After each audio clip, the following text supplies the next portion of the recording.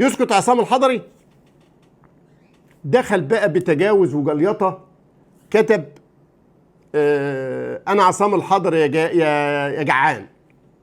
اولا زيزو حد من اسره محترمه وعيله محترمه، والناس اللي في المنيا عارفين قيمه احمد سيد زيزو، والده راجل من نجوم الكره في المنيا القدام وله قيمته وله مكانته.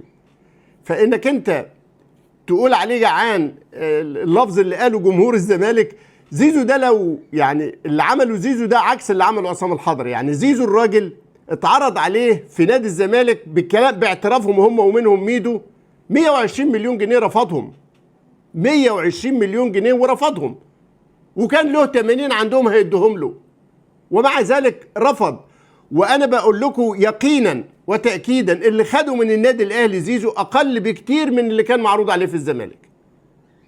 اللي عايز يصدق يصدق، واللي مش عايز يصدق ما يصدقش. زيزو اشترى الاهلي برقم كبير، زيزو ضحى برقم كبير، فارق بين اللي خده هنا واللي هنا، لكنه الراجل احب الاهلي.